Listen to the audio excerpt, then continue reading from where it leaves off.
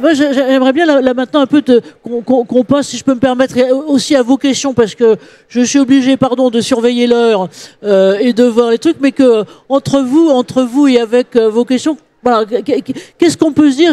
Peut-être aussi l'une des questions là pour les trois, j'allais dire franco-hexagonal, encore que la question pour Jean-Marie, ça sera aussi, puisque la Maillot est implantée partout, quelles sont les relations qu'elle a avec en France? J'ai vu qu'il y a eu des colloques, qu'elle était invitée, mais qu'elle était invitée il y a 2-3 ans. C'est voilà, donc a priori, oui, Jean-Marie en un mot, et puis malheureusement, on a attendu 2019. Voilà, oui, c'est pour recevoir des cadres et des médecins de la Mayo Clinique. Bon. Je sais pas, c'est difficile de trouver Rochester sur la carte, quoi, oui. Je crois. La France est une île, tout le monde le sait. Alors, question voilà, d'hôpital magnétique, comment vous réagissez les trois là-dessus? Et je dirais que si vous y avez justement, puisqu'on est sur management et autonomie, un principe ou une idée ou un truc phare qui vous guiderait, ça serait lequel de votre côté? Il y a une chose moi, qui me parle beaucoup dans ce qui vient d'être présenté, et je mets de côté la spécificité des centres anticancéreux, le management, etc. C'est le trinôme. Oui. C'est le trinôme. Oui. Et ça, il faut vraiment qu'on se le mette dans la tête. Et c'est pas, encore une fois, pour être politiquement correct ou je sais pas quoi, c'est le trinôme, c'est-à-dire le médecin, le cadre de santé et le cadre administratif. Quand ce trinôme-là s'entend, fonctionne bien et travaille ensemble, ça fait vraiment la différence. Vraiment. Ouais. Pascal, merci. Pascal, ouais. Oui, je rejoins complètement ça. Bon, en plus, moi, comme j'ai un passé militaire, ça me parle d'autant plus. Quand on est au service des personnes, c'est un système d'hommes qui est au service des personnes. Le système d'hommes, il repose sur tout un tas de compétences. Et s'il y a une compétence qui devient lacunaire, il y a forcément une autre compétence qui est en difficulté. Le technico-administratif doit être au service du soin, d'une manière ou d'une autre. Et les services de soins doivent aussi comprendre que le technico-administratif a ses propres difficultés, ses propres enjeux, notamment financiers, et plus prosaïquement, ses propres enjeux de temps. Un chantier pour rénover une chambre, ça prend du temps. On aimerait que ça aille vite, mais si tout le monde se comprend, et si tout le monde comprend et œuvre dans le même sens, c'est-à-dire avec un seul objectif, c'est améliorer confort patient, améliorer la prise en charge patient, ça ne peut que mieux fonctionner. Bien se comprendre, bien communiquer, tout métier confondu, et malheureusement c'est aussi ce qu'on observe, on se regarde les uns les autres en disant les administratifs ne comprennent pas ce qu'on fait, les administratifs regardent les médecins en disant mais vous demandez des choses qui sont impossibles, ou les soignants.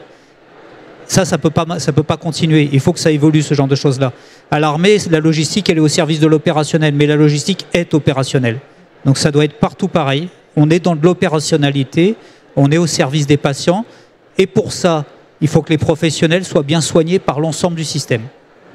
Merci de le rappeler et merci de rappeler qu'effectivement c'est une fine compréhension finalement et une écoute de ce que sont les contraintes de l'autre et notamment ce que vous disiez sur les contraintes de temps. Votre question sur les ambulanciers tout à l'heure, c'est ça. Armelle, de votre côté. Moi, ce que j'ai trouvé très intéressant, c'est la notion de vote après 3 ans de l'ensemble de l'équipe. Ça rejoint la notion de triade. Moi, je m'intéresse pas mal en ce moment à ces démarches très collaboratives, soit de recrutement de personnel, ou pour les conserver, ou même j'ai entendu parler d'un EHPAD, où en fait le fait de choisir un nouveau professionnel ou même un nouveau résident se faisait de façon collective. Donc il y a le directeur de l'EHPAD, mais il y a aussi des représentants des salariés et des représentants des autres fonctions. Oui, mais aussi des autres résidents et leurs proches, et ils choisissent tous ensemble, vu qu'ils vivent en communauté, d'accueillir ou pas quelqu'un dans la communauté.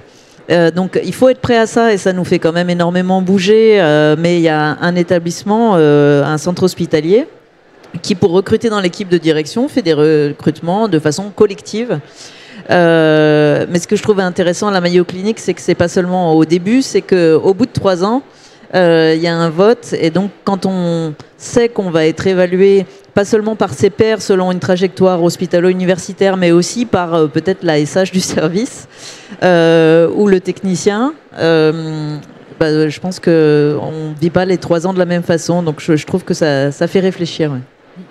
Merci, parce que ça montre effectivement que rien n'est vraiment acquis. D'ailleurs, c'est une motivation pour ça. Moi, ce que j'ai bien aimé aussi dans ce que vous disiez, c'était ce qui ressort partout, c'est la curiosité. C'est-à-dire que finalement, ce qui compte pour l'innovation, mais aussi pour être au service des autres, ce que vous disiez là, c'est la curiosité sur leurs attentes, leur fonctionnement et comment on intègre ça avec une forme d'humilité. Alors, on est en train d'arriver quasiment au final. Est-ce qu'il y a questions, observations sur votre vécu, vos questions à vous de votre côté, voilà.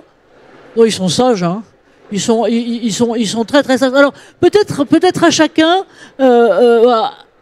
Difficile, hein, parce que on dit toujours qu'une bonne phrase c'est 13 mots. Je dépasse, hein. C'est 13 mots et pas plus. Mais voilà, une conclusion pour vous sur, je dirais un peu ce que serait vous adressez à de jeunes collègues de l'HESP ou de jeunes collègues qui sont en train de rentrer dans les fonctions médicales. Qu'est-ce que vous leur diriez, voilà, sur ou soit sur chez vous ou globalement sur voilà à quoi il doit faire attention, qu'est-ce qu'il faut apprendre. Difficile comme question, hein, oui. Allez, Mario, on se lance sur le micro. Alors moi ce que j'ai envie de ce que je leur dis d'ailleurs, hein, c'est venez travailler avec nous. Vous allez vous y retrouver, vous trouverez du sens à ce que vous faites, et on vous attend parce qu'on vit une époque formidable en fait dans le domaine de la santé. Il y a des innovations tous les jours, des petites, des grandes, des extraordinaires, certaines du quotidien. Et on a besoin de vous, en fait, pour les faire vivre et les développer. Donc, venez. Venez, Pascal. Et puis Jean-Marie après, et Armel pour clore la marche. Pardon, on fera solidarité féminine au final. Alors, moi, je rejoins complètement ce que vient de dire l'auteur d'Isanta. Hein. On est bien là-dessus. Moi, quand je recrute quelqu'un, je recrute surtout une personne qui a envie, qui a de la motivation. Elle a des compétences, elle a des diplômes, mais avant tout, elle a envie de faire ça. Et quand je recrute quelqu'un de jeune, j'ai aussi envie qu'il soit insolent. Je vais préciser pourquoi. L'insolence, c'est de l'innovation. Et aujourd'hui, on a besoin d'innovation. On a besoin, peut-être encore plus qu'avant, parce que ça va très très vite, on a besoin de vision décalée par rapport à ce que nous, quelque part avec notre ancienneté, on a peut-être un peu plus de difficultés. Donc j'attends aussi cette forme de criticité constructive.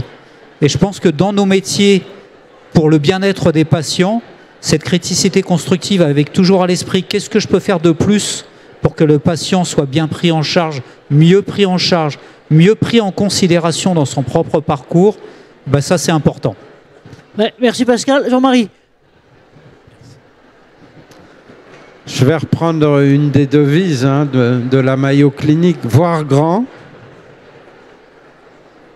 commencer petit, agir vite. Bravo. Et s'y tenir. Il y a une chose qui me frappe quand je compare les deux continents, c'est que souvent en Europe, on a des principes magnifiques, on a des chartes éthiques, mais on en change toutes les 5 minutes. Alors, bon. La persistance et la ténacité. Armel. Bon, c'est difficile de passer après la devise de la Mayo Clinique, mais aux HCL, on a pas mal réfléchi à notre promesse et ça s'est terminé en 3 mots. Ici, je peux. C'est vrai que c'est la promesse qu'on essaye de faire à ceux qui nous rejoignent. C'est vraiment l'état d'esprit dans lequel nous, on structure le soutien à l'innovation, c'est-à-dire qu'il y a l'individu, le je, mais qui doit trouver du sens et s'épanouir dans un collectif, et à nous de lui donner la possibilité de pouvoir, le pouvoir d'agir, c'est vraiment quelque chose d'hyper important. Et on sait très bien quand on travaille à l'hôpital, qu'on soit soignant ou pas, on n'est pas à l'hôpital par hasard. C'est pour les patients, mais c'est aussi pour son épanouissement professionnel. Les deux doivent aller de pair. On a passé un moment difficile où on avait les patients, on n'avait plus les soignants. Donc maintenant, on sait qu'il ne faut plus dissocier les deux. Donc voilà, c'est par là que je terminerai. Ici, je peux, et nous, on est au soutien de ceux qui ont envie de pouvoir tous ensemble. Chapeau, hein, ils sont géniaux. Hein. Donc je vous propose qu'on leur fasse une grande salle d'applaudissements. Grand merci à vous, bravo. Et en plus, vous avez tenu les temps, ce qui est top génial. Alors, nos prochaines étapes, alors déjà, grâce à Jean-Loup qui est là, si vous avez envie du replay ou de le faire connaître le replay, il y aura ça donc le 31 mars. Jean-Loup, c'est bon pour ça, voilà, d'accord. Et on aura d'autres épisodes à venir. Et alors, si jamais vous avez aussi envie, tout à l'heure, il y a une autre prochaine étape, cette fois-ci centrée sur les femmes. Alors, je vais vous dire, j'ai fait un peu glups quand People for Health m'a demandé d'animer quelque chose, non pas sur la santé des femmes au travail, ce que je croyais, mais sur les femmes professionnelles de santé. Et finalement, là, on a pris, alors dommage, Armel peut pas rester, mais on a pris 4-5 femmes phares de ce côté-là, avec leur vision de la santé. Est-ce que le fait d'avoir été une femme, ça les a aidés ou pas, ou autre. Et en tout cas, bravo, merci à vous tous, et merci d'être là. Et donc, à toute prochaine étape, on vous remercie infiniment, vous quatre, d'avoir été là. Merci. Bye.